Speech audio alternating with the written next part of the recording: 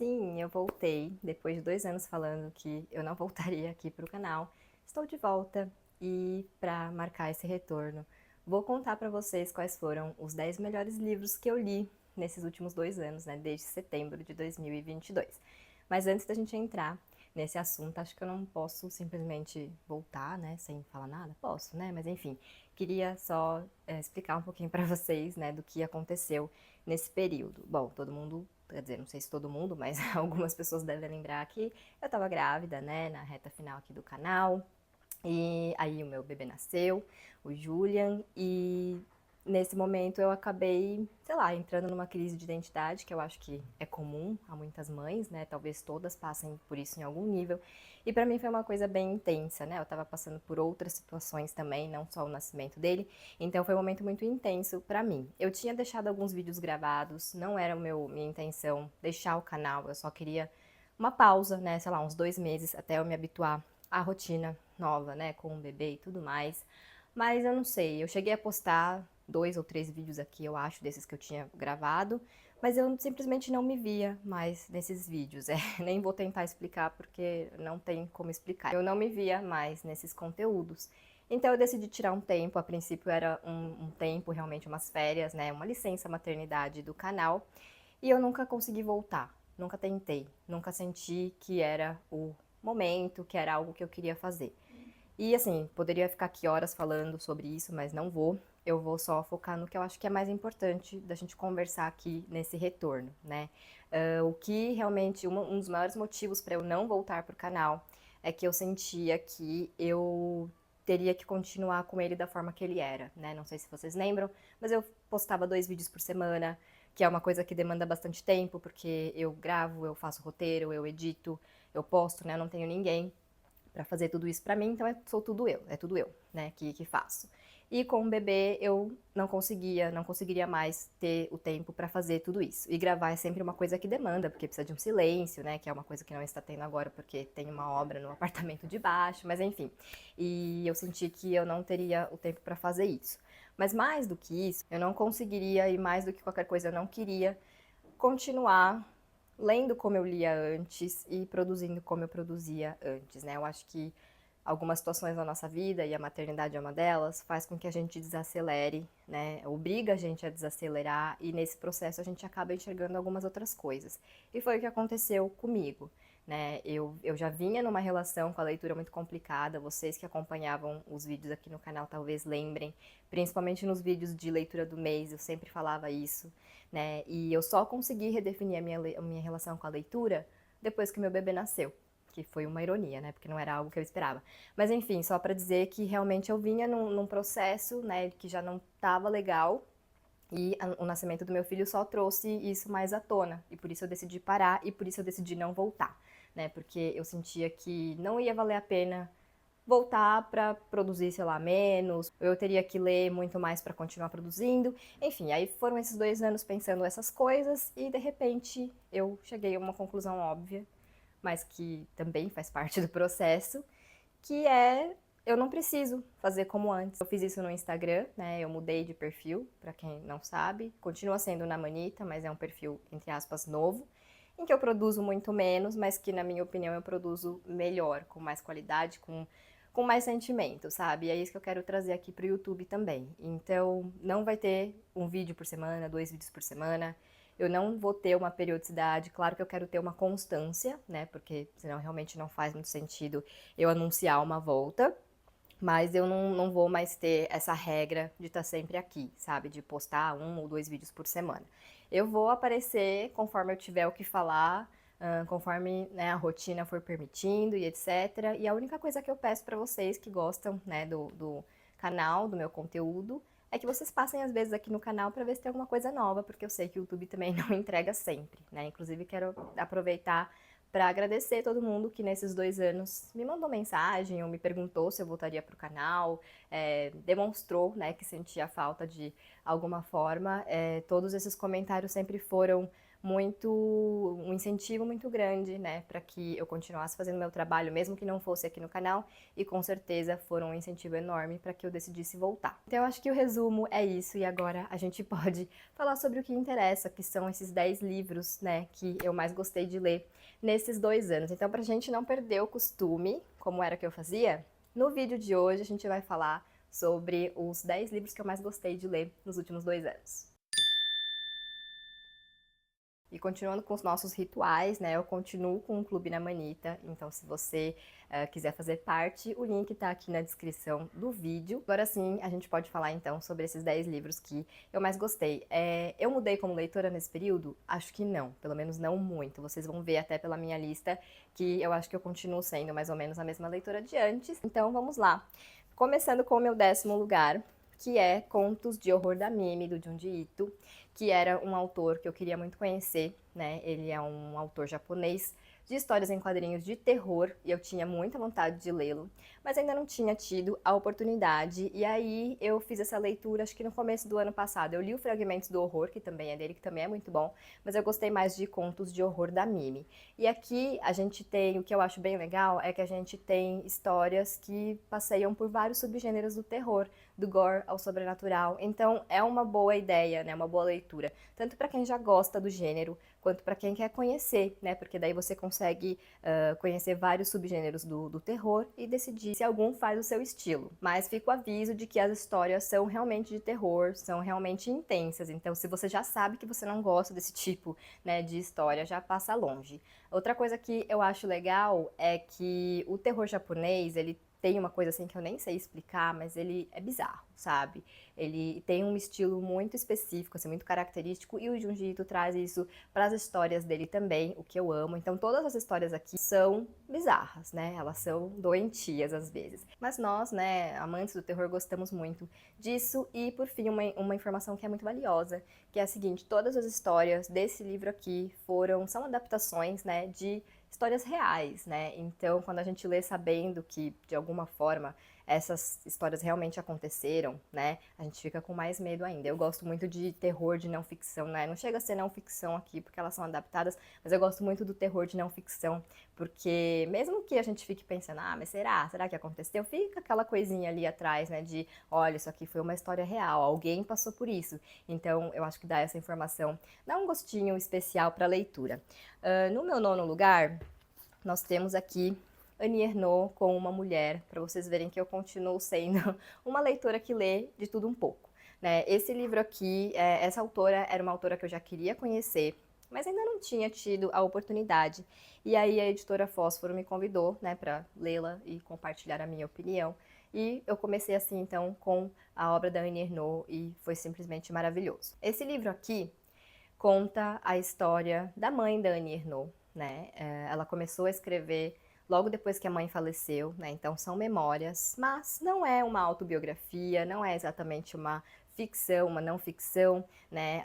A Annie Ernaux, ela inaugurou um gênero literário, ela é tão poderosa que ela inaugurou um gênero literário que é chamado autossociobiografia. E como eu falei no vídeo, né, que eu publiquei na época que eu fiz esse trabalho, não é ficção, não é biografia, não é história nem sociologia, é algo no meio de tudo isso e por isso é tão marcante, é tão impressionante. Nesse livro ela conta, né, a história da mãe, então apesar da Annie Ernaux ter uma escrita muito direta, muito seca, né, e é o estilo dela realmente, não é algo que me incomoda, eu até gosto, a gente consegue sentir a dor do luto, né, sempre ali, nas entrelinhas, né? Ela nunca vai falar, nossa, que falta que eu sinto da minha mãe, mas em tudo que ela conta ali, a gente consegue enxergar essa dor da perda. E eu gosto muito não só de histórias que falam sobre luto, né? Mas quando o autor, seja ficção ou não ficção, traz esse sentimento tão real, né? Então foi uma leitura que me marcou muito. E outra coisa que eu gostei bastante sobre Uma Mulher é que ela conta a história da mãe, a trajetória da mãe, e com isso ela fala também sobre costumes de uma época, ela fala sobre questões de classe,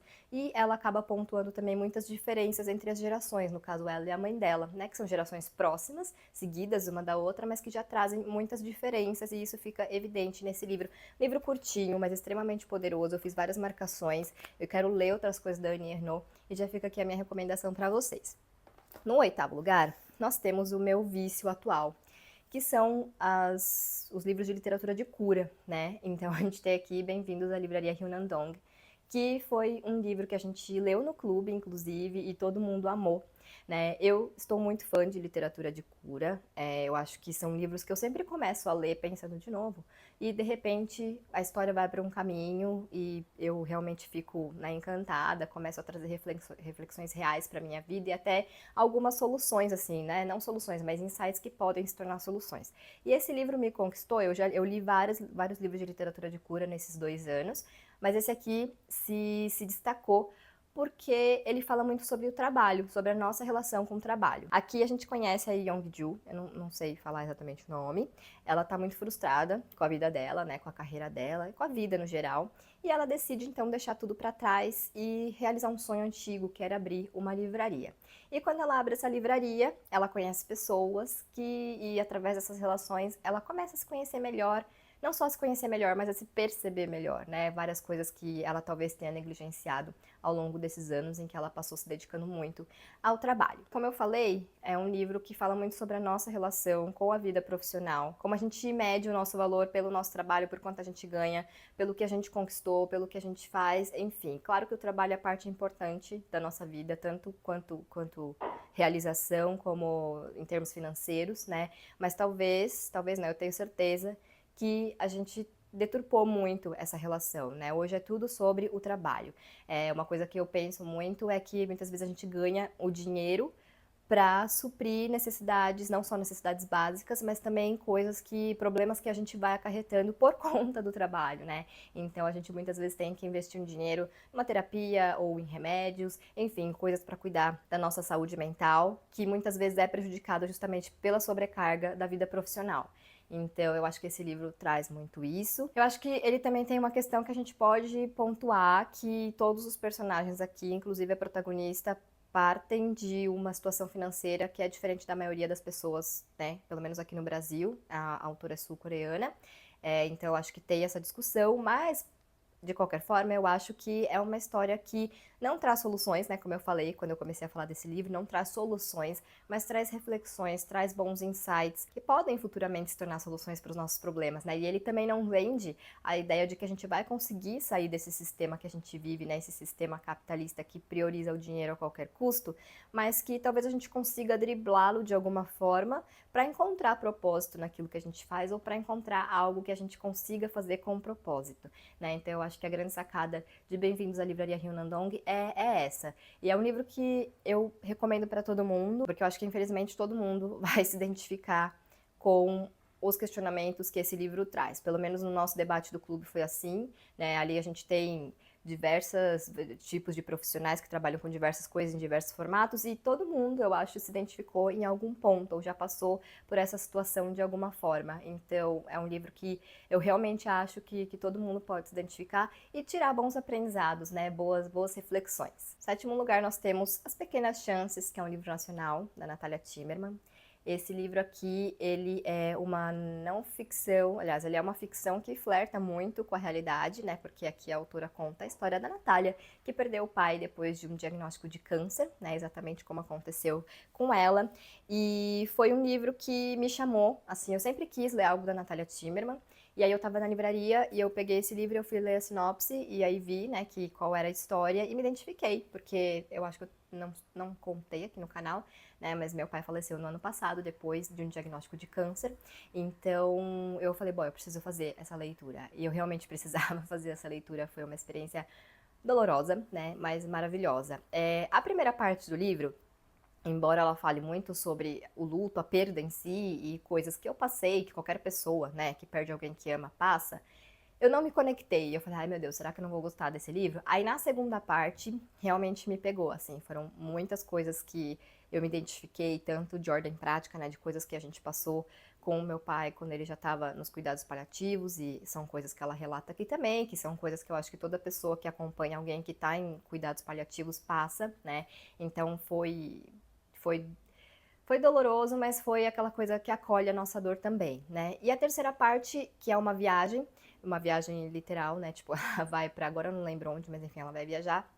E não foi uma parte que me pegou tanto, mas o final, assim, acabou comigo, porque, de novo, teve muitas coisas parecidas com coisas que eu passei, né? Que eu não vou ficar detalhando aqui, porque quero que vocês leiam e descubram, mas foi realmente uma leitura muito especial. Eu acho que, além de falar da questão do luto, da questão da perda, daquela perda naquele momento, né? Não só do depois, que é o luto, mas da dor quando a gente perde alguém que a gente ama, é um livro que mostra muito a beleza que existe na desesperança, nas despedidas, né? E eu sei que falando assim parece uma coisa romântica, mas não é. Eu acho que, pelo menos pra mim, assim, pra sobreviver ao luto, eu precisei ver a beleza das coisas, sabe? E de novo, eu não falo isso de uma forma romântica e tal, porque sempre vai ser mais dolorido do que bonito, do que qualquer outra coisa. A gente sempre vai dar tudo pra ter a pessoa de volta, né? Então, não falo isso de uma maneira romântica, é mais uma forma de assim, não tem como mudar a situação, então você precisa arranjar um caminho. E pra mim o caminho foi esse, de encontrar essas pequenas chances boas, né, que a gente tem. Que pra mim foi o encontro do meu pai com o meu filho. E eu acho que a Natalia Timmerman fala sobre isso aqui nesse livro. Principalmente se você perdeu alguém e você estiver se sentindo pronto para fazer uma leitura sobre isso, leia As Pequenas Chances, porque eu acho que ele tem muito para confortar a nossa dor. No sexto lugar, a gente tem A Casa dos Espíritos, da Isabel Allende. Também uma autora que eu queria muito conhecer, e comecei logo com esse clássico, que é assim, uma obra-prima, sério, não tem outra forma de definir esse livro. Aqui a gente vai conhecer a história da família Trueba durante 3 gerações, e por meio do Esteban, que é o patriarca dessa família, a gente acessa ali de forma mais profunda, né, os conflitos políticos, questões de gênero e classe. Eu já adianto que, assim, é de passar dor de cabeça com esse personagem, mas, né, faz parte da história, é o tipo de pessoa que ainda existe muito, né? Na realidade, esse livro é de 1982, se não me engano, mas é uma história ainda muito atual, né? É um drama familiar, assim, daquele jeito que eu gosto, mas que também traz esse lado político muito forte, né? E esse lado histórico também. A história se passa num país fictício que não tem nome, né? A Isabel Allende, ela é chilena, mas esse livro se passa nesse país sem nome, não nomeado, mas a gente consegue ver ali, né, um pouquinho de realidade, porque tem algumas coisas que acontecem nessa trama que lembram bastante do golpe de Estado que aconteceu no Chile em 1973. E aqui vale lembrar que o Salvador Allende, o presidente que foi deposto durante esse golpe, era primo do pai da escritora, né? Então fica aí a dúvida o quanto ela se inspirou nesses fatos reais para escrever a história dela. E outra coisa que eu achei maravilhosa nesse livro é que o realismo mágico aparece, né? Eu acho muito interessante a forma como os escritores sul-americanos usam o realismo mágico, né? Eu gosto bastante, e aqui ele aparece de uma forma, não sobrenatural, mas de uma maneira muito original, que eu não vou explicar, né, pra não dar spoiler, pra, enfim, não estragar a experiência de ninguém. Então, assim, eu poderia falar muito mais sobre esse livro, mas acho que só por esse pouquinho que eu falei já deu pra ver como ele é rico, né? Porque ele tem contexto histórico, político, drama familiar, esse realismo mágico com esse sobrenatural. Enfim, é uma história muito interessante, muito tridimensional, que faz a gente pensar muito sobre a nossa própria relação com várias questões, principalmente acho que a política e essa questão da família, né? Que é um tema que faz alguns anos aí se tornou bem recorrente no nosso dia a dia, né? Então, uma obra-prima aqui para a lista de vocês. No quinto lugar, a gente tem O Caçador de Pipas, do Khaled Hosseini, que foi uma leitura recente que eu fiz, também junto com o clube, e também foi um sucesso. Esse foi um livro que eu peguei emprestado do meu pai há alguns anos já, porque foi um livro que ele gostou bastante, e eu fiquei enrolando para fazer a leitura, e só fiz ela agora. Mas eu acho que eu fiz no momento certo, né? Também é um livro que tem um contexto histórico muito rico, né? Um contexto político também muito rico, e que me ensinaram muito sobre o Afeganistão, né? Que eu acho que eu sabia muito pouco, assim, só muito por cima realmente, né? Então eu aprendi bastante nessa leitura, e aí fica evidente a importância, né, da gente fazer leituras que saiam do eixo Estados Unidos e Inglaterra, porque é sempre uma outra ótica, né, uma outra visão, muitas vezes sobre fatos que a gente até conhece, mas que a gente não conhece sob esse ponto de vista. Então, para quem estiver procurando uma leitura que saia desses países, fica aqui uma indicação de um best-seller, né? Foi um livro que fez muito sucesso, mas que eu acho que vale muito a leitura. Além desses conflitos políticos, O Caçador de Pipas também fala sobre questões de classe e de gênero, que foi uma coisa que me surpreendeu bastante, porque eu acho que eu não estava esperando, né, isso nesse livro, até porque ele é um livro já mais antigo. E também traz ali dramas familiares, né, segredos, reviravoltas, e uma relação entre pai e filho muito interessante, muito tridimensional. Aliás, os personagens desse livro são bem complexos, então eu acho que principalmente o Amir, né, que é o protagonista, e o pai dele também. Então eu acho que é uma história que brinca muito com os nossos sentimentos nesse sentido, com as nossas opiniões, sabe? Que faz a gente, força a gente a se colocar no lugar daqueles personagens, a tentar entender o contexto do qual eles veem, né? E eu acho que leituras assim são sempre muito enriquecedoras, porque trabalham também a nossa empatia, né? Então foi um livro que eu não sabia se eu ia gostar, não sabia se era o meu gênero e tal, mas é totalmente assim, aquele drama familiar, com contexto histórico, político, bem complexo, bem tridimensional, leitura em que a gente aprende, que também emociona a gente, então eu gostei bastante.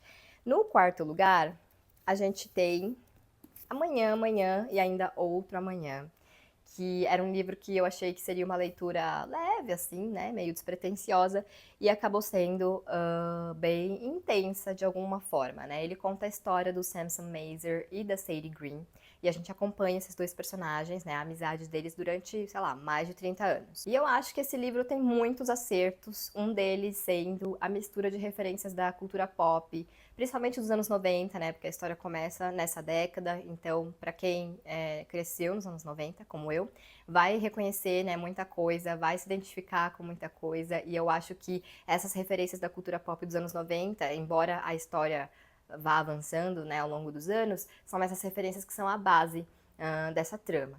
Mas também tem referências que a gente pode considerar mais eruditas, ou pelo menos não tão populares, né? O título do livro é uma citação de Macbeth, do Shakespeare, e aqui na capa a gente vê uma versão de A Grande Onda de Kanagawa, de Hokusai, né? Que é um quadro que ficou bem famoso, mas que ainda eu acho que não é tão mainstream, né? Então, esse livro tem muito essa mistura de referências que eu achei algo muito legal. Como eu falei, a narrativa é bem leve, é um livro, sim, que você devora, ele é grandinho, mas você devora, só que é uma história que traz temas importantes, né? Como machismo, questões de classe e até luto. Tem também representatividade PCD e asiática, e outro ponto que eu acho que foi um grande acerto desse livro é que ele fala muito, ele propõe, na verdade, uma discussão, uma reflexão interessante sobre a apropriação cultural. E isso vem até num movimento meio metalinguístico, assim. Eu não vou entrar muito em detalhes, porque é mais uma daquelas coisas que eu acho que é interessante a gente ver em primeira mão, né? Mas se vocês forem ler, ou se vocês já leram essa história, tentar ler com isso em mente para absorver mais desse lado, assim, né? Para pensar mais sobre essa questão da apropriação cultural, que eu acho que é uma coisa que tem sido muito discutida nos últimos anos, como tem que ser, mas que às vezes talvez a gente perca um pouco o propósito dessa discussão. E eu acho que esse livro traz um pouco isso, sabe? Fazer a gente pensar em camadas, né? Não só ali na superfície. Então, eu gostei muito, muito, muito dessa questão também que esse livro traz. E para quem leu o outro livro da Gabrielle Zevin, né, o outro que tem publicado aqui no Brasil, que é A Vida do Livreiro A.J. Fikry, eu acho que é uma leitura completamente diferente, né? Começar pelo tamanho. Então, eu gosto da Vida do Livreiro também, mas se de repente você não gostou tanto daquele, mas ficou curioso por esse, eu acho que vale experimentar, porque é uma leitura diferente. Entramos agora no nosso top 3. Se vocês acharam que não ia ter King, vocês erraram. Claro que nós temos Stephen King. Depois eu vou fazer um vídeo com todos os livros que eu li do autor nesse período de hiato. Mas para esse top 10 eu escolhi o Quatro Estações, né, que é um livro de 4 contos, daqueles contos grandes que o King gosta de escrever, e era um dos livros que eu mais queria ler, né, e não me decepcionou, está aqui no nosso terceiro lugar. Aqui então a gente tem, né, como eu disse, 4 contos. O primeiro é o Primavera Eterna, Rita Hayworth e a Redenção de Shawshank, que deu origem ao filme que é conhecido, né, Um Sonho de Liberdade. E esse conto, ele é daqueles, né, muito característicos do King, assim, aquelas histórias que você vai lendo e você fala, tá, onde você quer chegar? Mas você já me pegou, sabe? Eu não sei onde você quer ir, mas você já me pegou. Uma trama que tem personagens muito tridimensionais, que não relativizam a conduta, né, dos prisioneiros, que é uma história que se passa numa prisão, mas humaniza ele. Mostra que mesmo eles, né, mesmo com os crimes que eles cometeram, com a situação em que eles estão, muitas vezes em prisão perpétua ou até condenados à morte, eles também precisam de alguma esperança, e eu acho que essa história é sobre isso. O segundo conto é o Verão da Corrupção, o aluno inteligente, né, que deu origem também a um filme, que é O Aprendiz, e esse conto, ele é uma leitura bem frenética, assim, o final me deixou um pouquinho assim, eu não gostei tanto, mas a leitura é muito boa, muito frenética. Aqui a gente vai conhecer o Todd e o Descender, que são a versão sombria né, daquelas amizades improváveis entre crianças e idosos que o King também adora. E é mais uma trama, assim, que eu não vou entrar em detalhes, porque eu acho legal a gente ir lendo e entendendo o que o King tá fazendo com a gente ali, mas é uma história que desafia as nossas convicções, tá? Já aviso isso, e que faz a gente pensar muito sobre negligência parental, sobre a invisibilidade das pessoas em situação de rua e também sobre as pessoas que vivem, né, de aparência, que gostam de viver de aparência. Então é só isso que eu vou falar sobre esse conto. O terceiro conto é O Outono da Inocência, O Corpo, que deu origem também a uma adaptação muito famosa, muito icônica, que é o Conta Comigo.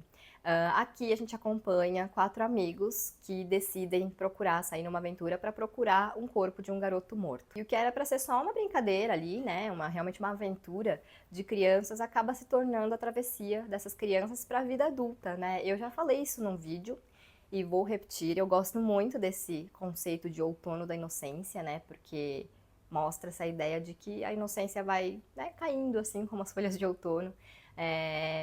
E eu acho que é exatamente isso que acontece, né? Que é um processo, não é uma coisa que acontece de uma vez, é um processo, folha por folha. E quando você vê, você se tornou um adulto, você descobriu verdades que você nem imaginava antes e que te transformaram, ou você passou a enxergar os mesmos fatos de outras formas e que isso é crescer. É doloroso, é bonito e, enfim, crescer é assim mesmo.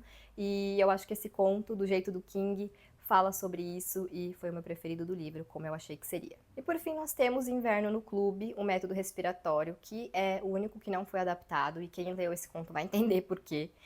Embora eu até tivesse curiosidade de ver um curta de repente, mas enfim, não foi adaptado. E é o conto mais sombrio, né, mais sangrento, ele é um terror sangrento. Também é uma história que não dá pra falar muito, porque eu acho que a graça dela é justamente o desenrolar, você ir descobrindo o que tá acontecendo, aonde que o King quer chegar. É uma história bem simbólica, assim, bem potente, sabe? Apesar de eu ter dito, né, que é um terror sangrento e tudo mais, ela tem um outro lado ali que eu acho que é interessante também de você pensar por esse lado um pouco mais simbólico, mais metafórico. Esses são os 4 contos, então, desse livro, muito bom. Fica aqui uma indicação de King, porque eu sei que vocês gostam. E no segundo lugar nós temos Relatos de um Gato Viajante, que também é uma literatura de cura, foi um dos primeiros livros que eu li. Ele é menos falado, né? Ele não é dessa onda de cafés, livrarias e gatos atual. Ele, embora tenha um gato, né? Mas é o meu preferido do gênero, com certeza. Esse livro aqui, eu preciso contar a historinha dele, eu ganhei ele em 2020. E eu sempre fui adiando a leitura, porque eu sabia que seria uma leitura intensa, né? Mesmo sem ter lido a sinopse, eu sabia que ia ser uma leitura intensa. E aí, no ano passado, em março, eu resolvi ler esse livro. Ele olhou pra mim na estante e eu falei, a hora é agora.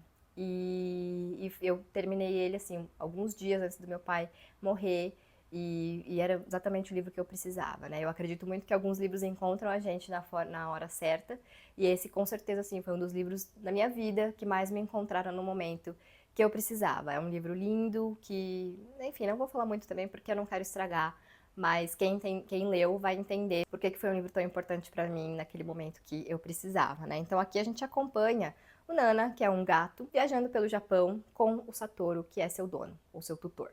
Né? E ele não sabe por que ele está viajando com o Satoru, mas ele está viajando e ele está feliz por isso. E a gente vai acompanhando essa viagem também sem entender exatamente o que está acontecendo, embora a gente tenha nossas desconfianças, né? E a gente vai acompanhando essa viagem, ela é narrada pelo Nana também, então é muito gostoso, assim, ver um gatinho narrando a história, e é uma voz muito verossímil, assim. Eu pensei no Jean, né, meu gato, em vários momentos, inclusive tive que terminar a leitura abraçada com ele, porque estava sofrendo. Então é uma narrativa diferente, né, porque são poucas as histórias que a gente lê que são narradas por animais, assim, especialmente por gatos, e eu acho que essa história tem muitos ensinamentos, muitas reflexões, mas talvez a que tenha ficado mais, assim, pra mim, né, das que eu posso falar, é que os gatos, eles apreciam muito o momento, né? Eles vivem o momento, eles aproveitam a jornada, e isso o Nana faz muito bem.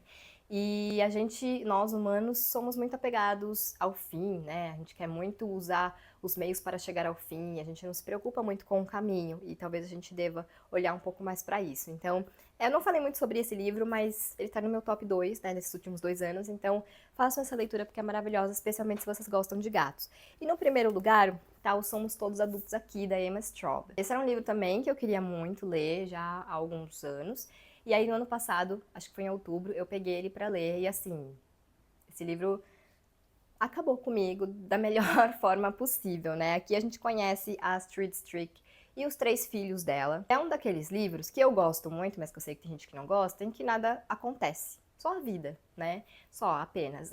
Mas é uma história assim que não tem grandes reviravoltas, grandes acontecimentos, revelações. É a vida de uma família, né? E com todos os seus dramas, com todas as partes boas e ruins. Essa pra mim foi a grande sacada da Emma Straub, né? Que é essa identificação que a gente tem enquanto uma pessoa que faz parte de uma família. Não importa se o que você passou foi completamente diferente do que os personagens passaram nessa história, mas a gente se identifica porque a gente sabe o que é fazer parte de uma família. Eu sempre imaginei que esse livro falaria muito sobre ser mãe, né? Ser mãe, ser filha, e eu estava totalmente certa. Eu digo que ele me encontrou também na hora certa, porque foi outubro, então o Julian já tinha 1 ano e pouco, eu já estava mais habituada, né, a algumas coisas dessa vida de mãe.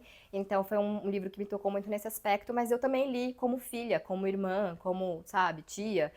Eu acho que é um livro muito rico por causa disso. E uma coisa que eu achei interessante é como ele mostra que tudo que a gente faz, né, enquanto pai, enquanto mãe, e tudo que a gente não faz também, vai impactar no que os nossos filhos se tornam, né, em quem eles são. E isso é bom, mas também é assustador, né, ter esse impacto na vida de alguém, assim como os nossos pais tiveram esse impacto na nossa vida. É um drama familiar que realmente evidencia tudo isso, né, e que mostra que, na verdade, o nosso presente é feito também do passado da nossa família, né, no sentido de que, assim, gerações e gerações para trás, porque a gente vai carregando coisas que a gente nem imagina, né, uma bagagem que não é só nossa, que não é só dos nossos pais, é dos nossos avós, é dos nossos bisavós, enfim, é uma coisa muito mais ancestral do que às vezes a gente imagina. E eu acho que uma coisa que ficou muito forte pra mim nesse livro, que já era uma coisa que eu pensava, e eu pensava muito antes de decidir ser mãe, e que com a maternidade só ficou mais evidente, é que é simplesmente impossível a gente amar e ser amado de tão perto sem ferir e sem ser ferido, né? Não tem como ter essa relação sem machucar o outro, mesmo que sem intenção, né? Então os traumas fazem parte do pacote, não tem jeito. E isso é uma coisa que assusta, porque eu acho que a gente fica pensando, mas como será que eu vou traumatizar o meu filho? Ou como será que eu fui traumatizada pelos meus pais, né? Mas faz parte do pacote, e se por um lado é assustador, por outro também reconforta, porque mostra que, assim, a gente vai errar. Tudo isso faz parte, esses erros fazem parte, não importa o quanto a gente tente acertar em tudo, né? Mas eu acho que só o fato da gente tentar acertar em tudo já mostra o quanto a gente está comprometido com aquele papel de pai, de mãe. E por que somos todos adultos aqui, né? Eu acho que é uma história, assim, que mostra uma família em que todos, né, já cresceram e tal, já são quem são, mas no fim a gente sempre vai ser aquela criança, né? A nossa criança interior, ela fala muito, principalmente quando a gente se torna pai e mãe. E no fim, é essa criança que a gente é, né? O lado adulto é só uma fachada que a gente cria para viver em sociedade, é uma fachada que às vezes ajuda, que às vezes acho que mais atrapalha do que ajuda, mas o que grita sempre de alguma forma é a nossa criança. Então somos todos adultos aqui, mas nem tanto. E essa é a minha lista, então. Esse foi meu livro favorito dos últimos 2 anos. Mas eu queria fazer uma menção honrosa, porque eu ainda sou eu, né? Que é A Impostora, da R.F. Kuang.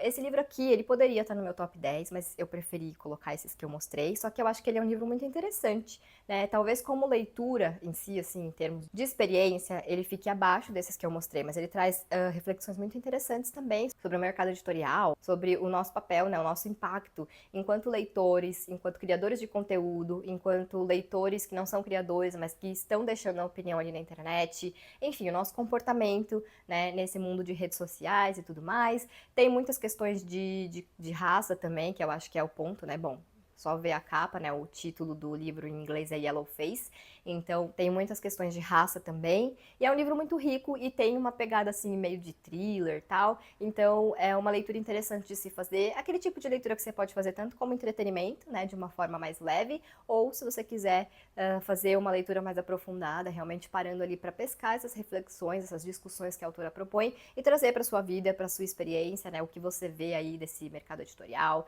desse mundo de criadores de conteúdo, enfim. Então foi uma leitura que eu gostei bastante também. Essa então é a minha lista. Eu espero que vocês tenham gostado. Me contem se vocês já leram algum desses livros e também me contem quais foram alguns dos favoritos de vocês desses 2 anos que eu passei fora do canal. Então, eu agradeço a quem chegou até aqui nesse vídeo que provavelmente vai ficar gigante, né? Espero que vocês tenham gostado. E como é que eu falava tchau mesmo? Acho que era só assim, né? Então, eu espero que vocês tenham gostado e até o próximo.